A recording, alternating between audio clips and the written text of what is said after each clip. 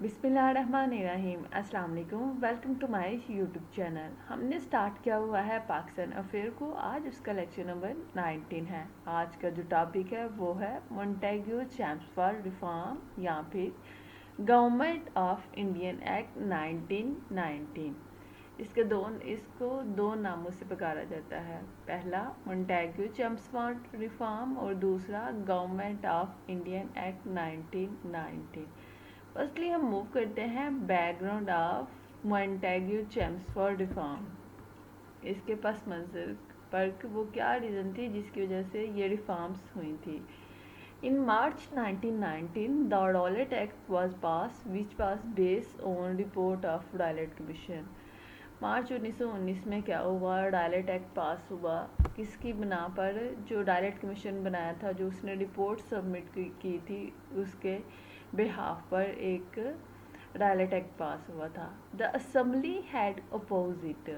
जो असेंबली थी ना, वो क्या थी? अपोज थी, वो नहीं थी, उसने इसे एक्सेप्ट ही नहीं था किया, जिसमें हिंदू और मुस्लिम दोनों शामिल थे। Many leaders who were member of the assembly resign in protest। अब इसको क्योंकि मुसलमान और हिंदू इसके अपोज थे, उन्होंने इसे एक्सेप्ट नहीं किया था, तो उन्होंने इसके प्रोटेस्ट के खिलाफ इन्होंने इसके खिलाफ क्या किया, जब इसे एक्सेप्ट नहीं थे कर रहे तो उन्होंने रेजिग्नेशन दे दिए। और उसमें जो मोस्ट फेमस पर्सन थे वो थे कायद आज़म मोहम्मद अली जिन्ना, और भी बहुत से प्रोमिनेंट लीडर थे हिंदू और मुस्लिम्स के, जिन्होंने क्या किया था, जिन्होंने डिज़ाइन कर दिया था असेंबली में एज अ प्रोटेस्ट। फिर ड्यू टू जलाने वाले बाग मस्कारा ऑन अप्रैल 13, 1919 एक इंसिडेंट हुआ था जिसका नाम था जलानेवाला बाग, और जिसमें क्या हुआ था, in which British troop fire on a large crowd of unarmed Indian in an open space in Amritsar. क्या हुआ था, ये इंसिडेंट क्या था कि जो ब्रिटिश जो आर्म थी ना, उसने अनआर्म्ड पर्सन, नॉर्मल जो पर्सन थे जो सिर्फ प्रोटेस्ट के लिए निकले हुए थे, उन पर ओपन फायर कर दिए थे, और बहुत से लोग उस इंसिडेंट में मारे गए थे, और बहुत ज़्यादा लोग उसमें जो थे वो ज़ख्मी हुए थे। तो therefore people start hate against British government. तो इसी वजह से लोगों के ना ब्रिटिश गवर्नमेंट के ख़िलाफ़ हो गए थे, और वो उनके ख़िलाफ़ प्रोटेस्ट डेमोन्स्ट्रेशन उन्होंने शुरू कर दी थी। In view of these circumstances, the British felt that something must be done to pacify the India। उन्होंने इन हालात का जायज़ा लेते हुए अब उन्होंने कहा कि हमें कोई ना कोई ऐसे इकदाम करने हैं जिससे क्या कर सके, इंडियन को हम ठंडा कर सके, जिनसे इनमें अमन आ जाए, जिनसे ये जो डेमोन्स्ट्रेशन, ये जो प्रोटेस्ट कर रहे हैं, ये तो इससे वो हट के उनकी जो निगाह है वो कहीं और पर हो जाए। तो हमें कुछ ना कुछ ऐसे जो है वो स्टेप लेने हैं जिससे इनको फ़ायदा हो और इनकी जो हेट्स है ब्रिटिश की तरफ वो ख़त्म हो जाए। नेक्स्ट मूव करते हैं, एडविन मोंटेगो कौन था, मतलब ये कौन था जिसके नाम से इस रिफॉर्म का नाम रख दिया गया है, ये पर्सन कौन था? Edwin Montagu was the secretary of state of India. Edwin Montagu जो था वो सेक्रेटरी स्टेट ऑफ इंडिया था। कब से कब तक? 1917 से 1922 तक। फिर नेक्स्ट क्या, ऑन 20 अगस्त 1917, 20 अगस्त 1917 में जब इसका फर्स्ट ईयर था as a secretary, Montagu said in the house of common, क्योंकि जब भी कोई सेक्रेटरी अपॉइंट होता है तो उसने फर्स्ट स्पीच करनी होती है हाउस ऑफ कॉमन में। वहाँ पर इन्होंने ड्यूरिंग स्पीच इन्होंने कहा कि that in order to satisfy the local demand, कि मतलब उनको पैसिफाई, उनको मतलब उनमें अमन लाने के लिए इंडिया में हमें कुछ ना कुछ ऐसे करना है, उनको सेटिस्फाई करने के लिए उनकी लोकल जो डिमांड है उनको फुलफ़िल करना है। His government was interesting in giving more representation to the native in India.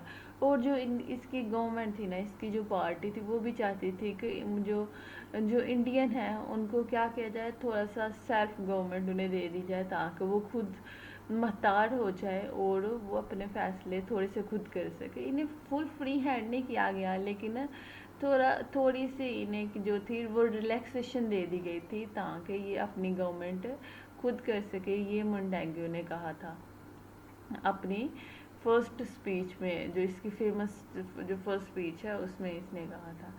Next देखते हैं लॉर्ड चैम्सफोर्ड कौन थे, क्योंकि इन दोनों के नाम से ही इस रिफॉर्म्स का नाम रखा गया है, तो इसलिए इनको डिस्कस करना बहुत ज़रूरी है। Lord Chelmsford the viceroy of India between 1916 and 1929। जो लॉर्ड चैम्सफोर्ड थे ना, वो वाइसरॉय ऑफ इंडिया थे। कब से कब तक? 1916 से 1921 तक। ही stay for 6 months and held numerous meeting with different governmental and non-governmental peoples। ये जो थे वो इंडिया में 6 मंथ रहे थे और उन्होंने बहुत से लोगों के साथ, जो गवर्नमेंट पर्सन थे और नॉ गवर्नमेंट आम जो पीपल थे, उनके साथ इन्होंने मीटिंग की और उनकी जो प्रॉब्लम्स थी उनको क्या किया, उनकी जो प्रॉब्लम्स थी उनको ढूंढा कि इनमें क्या क्या, इनको क्या क्या मसले हैं जो इंडियन पर्सन हैं उन। तो फिर उनको इन्होंने क्या किया, इन्होंने उनको देखा और बाद में आपस में डिस्कस किया। नेक्स्ट मूव करते हैं मोंटेग्यू चैम्सफोर्ड रिफॉर्म। हमने देख लिया मोंटेग्यू कौन था, चैम्सफोर्ड कौन है। अब देखते हैं इन दोनों के नाम से जो रिफॉर्म्स रखी गई हैं वो रिफॉर्म्स क्या थी। In 1918 Edwin Montagu went to India to met lord Chelmsford and leader of Indian communities. अब 1918 में एडविन जो मोंटेग्यू वो इंडिया आए हैं और उनकी मुलाकात लॉर्ड चैम्सफोर्ड से हुई है और बहुत से इंडियन कम्युनिटीज़ पर्सन से हुई है, बहुत से उनके लीडर से हुई है। To discuss the introduction of limited self government to Indian and protection right of minority community. उन्होंने आकर डिस्कस किया है अपना एम, अपना एजेंडा जिसकी वजह से वो आए थे। उन्होंने क्या कहा कि हम इंट्रोड्यूस करवाने लगे हैं self government, limited self government, कहाँ पर? इंडिया में। और इसके साथ साथ प्रोटेक्ट करना चाहते हैं राइट ऑफ माइनॉरिटीज़, जो माइनॉरिटीज़ कम्युनिटीज़ हैं उनके राइट्स को प्रोटेक्ट करना चाहते हैं। उन्होंने आके ये बताया किसको? चैम्सफोर्ड को और इंडियन लीडर जो उनको। Edwin Montagu in collaboration with lord Chelmsford collect data and made a report about constitutional reform in 1918 है।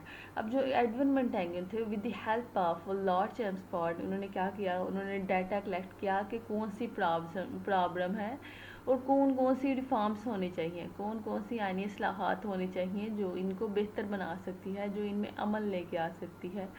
तो उसको उन्होंने डाटा को कलेक्ट किया और उस बिहाफ पर इन्होंने रिपोर्ट बनाई, जो कब उन्होंने बनाई थी? 1918 में। देन क्या हुआ? The report was discuss in house of common. जब इन्होंने दोनों ने मिलकर रिपोर्ट बना ली तो फिर उसको, क्योंकि ये खुद तो कोई डिसीजन मेकिंग नहीं कर सकते, इन्होंने जस्ट आइडियाज़ दे रहे होते हैं कि ये अब होना चाहिए, क्यों ना कि ये उसे लुक आफ्टर कर रहे होते हैं इंडियन को। तो ये जस्ट इन्होंने आइडिया दिया, इन्होंने रिपोर्ट बनाई और इसे डिस्कस किया गया हाउस ऑफ कॉमन में। और वहाँ डिस्कस करने के बाद इसे क्या कर दिया गया, and later it was approved, और उसको अप्रूव कर लिया क्या कि ठीक है, इसको क्या किया कर दिया, इम्प्लीमेंट कर दिया जाएगा, इंट्रोड्यूस करवा दिया बाय द पार्लियामेंट की तरफ से। The bill was introduce in India in 1990। ये जो बिल था, ये जो रिपोर्ट थी, जब उसे एक्सेप्ट कर लिया तो वो बिल बन गया और उसको सबमिट करवा दिया गया, उसे इंट्रोड्यूस करवा दिया गया इंडिया में 1919 में, और उसको हम कहते हैं and know as a Montagu Chelmsford reform. उसको हम मोंटेग्यू चैम्सफोर्ड रिफॉर्म भी कहते हैं और इसके साथ माउंटफोर्ड रिफॉर्म भी कहते हैं। दो इसके नाम ये हैं और इसके साथ जो मोस्ट कॉमनली नेम है ना वो है इसका government of Indian act of 1919।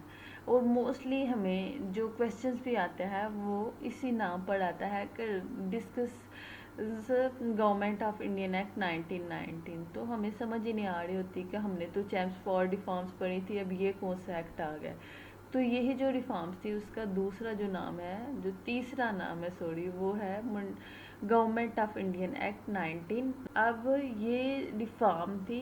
अब देखते हैं कि इसमें जो मेन जो फीचर थे वो क्या है। वन बाय वन डिस्कस करते हैं। मेन फीचर क्या होना चाहिए। बाइकैमरल लेजिस्लेशन, जो लेजिस्लेटर है, जो कानून बनाने वाले हैं, उसमें दो हाउस होने चाहिए। जैसे कि हमारा पार्लियामेंट है, इसमें टू हाउस है, अपर हाउस और लोअर हाउस। सेम इसी तरह इन्होंने कहा कि बाई का मतलब two houses, bi two cameral houses होने चाहिए। बाई कैमरल लेजिस्लेशन मतलब लेजिस्लेशन जो है उसमें दो हाउस हैं। The central legislation was to consist of two house, दो हाउस पर मुश्तमिल होना चाहिए, upper house and lower house.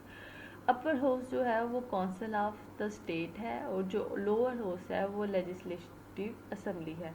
इससे आपने कंफ्यूज नहीं होना। आप समझ लें पाकिस्तान का जो पार्लियामेंट है, पाकिस्तान का जो पार्लियामेंट है उसमें कितने हाउस है, दो हाउस हैं। अपर हाउस का हम सेनेट कहते हैं और लोअर हाउस का हम असेंबली कहते हैं। सेम इसी तरह अब जो अपर हाउस है काउंसिल ऑफ स्टेट है, उसका जो दरानिया होगा वो 5 ईयर होगा और जो लोअर हाउस है उसका जो दरानिया होगा वो 3 ईयर होगा। अपर हाउस के जो मेंबर होंगे वो 60 होंगे और जो लोअर हाउस है उसके मेंबर कितने होंगे, 145 मेंबर्स होंगे। जो 33 हैं वो इलेक्ट होंगे डायरेक्टली बाय पीपल और जो 27 है उसे नॉमिनेट कौन करेगा, गवर्नर। इसका जो गवर्नर जनरल है वो करेगा। इसी तरह लेजिस्लेटिव जो असेंबली है, सेंट्रल जो लेजिस्लेटिव असेंबली है, उसमें भी 103 जो इलेक्ट होंगे वो डायरेक्टली बाय पीपल से होंगे और जो 42 होंगे वो नॉमिनेट होंगे। किसके ज़रिए, उसे जनरल खुद नॉमिनेट करेगा। नेक्स्ट जो इसके फीचर था वो था डिवीजन ऑफ पावर। इसमें पावर को डिवाइड कर दिया गया था। Power were divide between the centre and province. अब सेंटर और प्रोविंस में पावर्स को डिवाइड कर दिया था। सेंटर और प्रोविंस से आपने कंफ्यूज नहीं होना। जैसे हमारा सेंटर क्या है, इस्लामाबाद, और हमारे जो बाकी 5 प्रोविंस हैं उनमें जैसे पंजाब, सिंध, सरहद, बलूचिस्तान, ये जो केपी के ये जो थे ये हमारे प्रोविंस हैं। तो सेंटर और प्रोविंस में पावर्स को डिवाइड कर दिया। The important subject were wasted with the centre. जितने भी इम्पोर्टेंट सब्जेक्ट थे वो सारे किसको दे दिए गए, सेंटर को दे दिए गए। और जितने भी अनइम्पोर्टेंट सब्जेक्ट थे वो किनको दे दिए गए, प्रोविंस को दे दिए गए। अब देखते हैं इम्पोर्टेंट कौन थे। जैसे defence, currency, police, communication, civil and criminal law, commerce, shipping, जितने भी टैक्स वगैरह, जितने भी इम्पोर्टेंट जिससे रेवेन्यू जनरेट होगा वो सारे किसको दे दिए गए। ये हम जो डिफेंसिव थे वो सारे किसको दे दिए गए, सेंट्रल गवर्नमेंट को। और जो अनइम्पोर्टेंट है जैसे self government, health, education, public work, water supply, land revenue, agriculture, cooperative society, law and order, ये जो थे अनइम्पोर्टेंट जो सब्जेक्ट थे वो किसको दे दिए गए, ये दे दिए गए प्रोविंसेस को दे दिए गए। उनके अंडर ये वाली सब्जेक्ट्स आए थे, ये पावर्स उनके अंडर आए थे। नेक्स्ट मूव करते हैं इसके फीचर पर। Council of the secretary of the state. The council of the secretary of state was to comprise of 8 to 12 people. जो काउंसिल ऑफ सेक्रेटरी स्टेट है ना उसके जो मेंबर होंगे वो 8 से 12 होंगे, इसके दरमियान होंगे। कम से कम 8 और मैक्सिमम 12 होंगे। 3 of them should be Indian, और उसमें से मस्ट 3 जो हैं वो इंडियन ज़रूर होंगे। अगर 8 हैं तो उसमें 5 तो नॉन इंडियन हो सकते हैं या अंग्रेज़ हो सकते हैं, लेकिन 3 मस्ट इंडियन होने चाहिए। And at least half of them, और उनमें से जो 3 है at least half of them जो है ना should have spend at least 10 year in Indian, और उनमें से ये जो हाफ पर्सन है वो कम से कम इंडिया में 10 साल रहे हों, तो वो वाले मेंबर हो सकते हैं council of secretary of state के। Salary of secretary of state, जो सैलरी है वो उसका भी इशू इसमें रेज हुआ था। The salary of the secretary of state for Indian affair should be paid from British exchequer. अब क्या है, ब्रिटिश पे करेगा। पहले जो previously his salary was paid by Indian treasury. जो पहले था ना वो अब ये जो शक्ति था इसकी पे कहाँ से की जाती थी, इसको पे कहाँ से किया जाता था, इंडियन ट्रेजरी से, इंडियंस के जो टैक्स होते थे, जो फंड होते थे, उसमें से क्या कर दिया जाता था, पे दे दी जाती थी उसको। तो उसमें ये कहा गया कि क्या जो इसकी जो पे है, वो सैलरी है, वो कौन पे करेगा, ब्रिटिश खुद पे करेगा अपने टैक्सेस में से, अपने फंड्स में से, क्यों ना कि ये उसका पर्सन है, ये इंडियन पर्सन नहीं है, तो ये भी इसमें डिसाइड होगा कि ब्रिटिश पे करेगा। नेक्स्ट जो इसका फीचर था वो था डाइट की सिस्टम, सबसे इम्पोर्टेंट, सबसे आपने जो मेन फोकस देना है इस फीचर पर देना है। डार्की मीन टू, डार्की का मतलब ही क्या है, two. The system of dyarchy, इसे हम कहते हैं a kind of double government, means दो तरह की हुकूमत। आपने डार्की के नाम से, डार्की मतलब टू, डार्की का मतलब ही क्या है, टू, मतलब दो तरह की गवर्नमेंट होगी, किसमें, प्रोविंसेस में इंट्रोड्यूस करवा देगी। एक प्रोविंस है उसमें दो तरह की गवर्नमेंट होगी। Province were divided into two categories. Province जो था, एक सूबा जो था, उसको दो हिस्सों में, दो कैटेगरीज में डिवाइड कर दिया, एक ट्रांसफॉर्म और एक ट्रांसफर्ड और दूसरी रिजर्व, दो कैटेगरीज में डिवाइड कर दिया। पहली जो थी वो ट्रांसफर थी और दूसरी रिजर्व थी।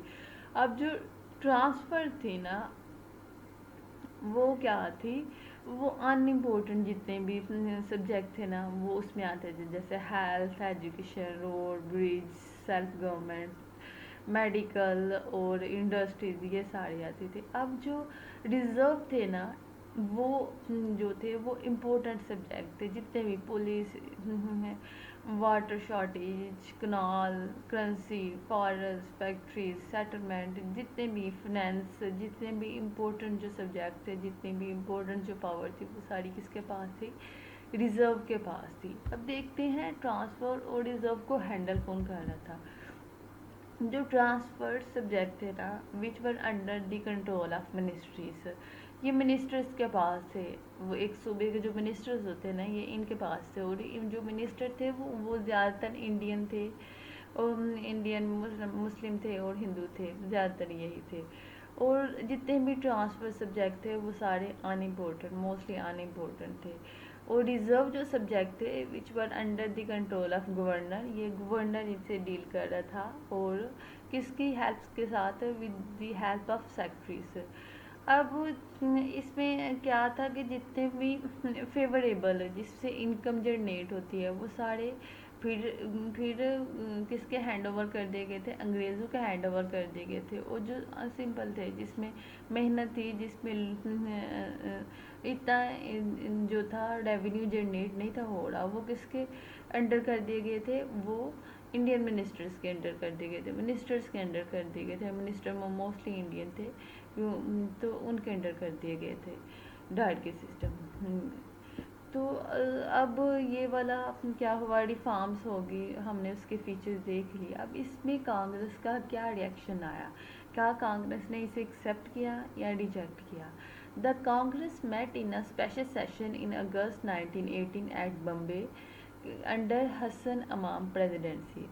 क्या हुआ, कांग्रेस में एक सेशन हुआ था अगस्त 1980 में बम्बे में, किसकी प्रेसिडेंसी के अपने अंडर, हसन अमाम की प्रेसिडेंसी के अंदर। एंड वहाँ पर क्या हुआ, डिक्लेयर किया गया द रिफॉर्म्स, इस रिफॉर्म्स को डिसअपॉइंटेड एंड अनसेटिस्फैक्ट्री, कि हम नहीं इसे एक्सेप्ट करते, ये काबिल कबूल नहीं है। And demand effective self government instead, उन्होंने कहा कि इस रिफॉर्म्स को छोड़ो और एक अच्छी सी इफेक्टिव गवर्नमेंट लेके आओ इंडिया में। कांग्रेस ने मीन्स इसे रिजेक्ट कर दिया, इसे बोला कि ये अनसेटिस्फैक्ट्री है, ये डिसअपॉइंटिंग है। इसके लिए बहुत से उन्होंने क्या किया, फिर प्रोटेस्ट भी किए, और हड़तालें शड़तालें भी बड़ी ज़्यादा हुई। उन्होंने कहा कि हम नहीं कबूल करते। अब कांग्रेस के रिएक्शन के बाद देखते हैं मुस्लिम लीग का क्या रिएक्शन आया था। Muslim partially accept the Montagu Chelmsford reform with certain reservation and demand regarding the safety of Muslim। अब मुस्लिम जो थे ना, उन्होंने पार्शली मतलब आधा एक्सेप्ट किया था, आधा एक्सेप्ट नहीं था किया।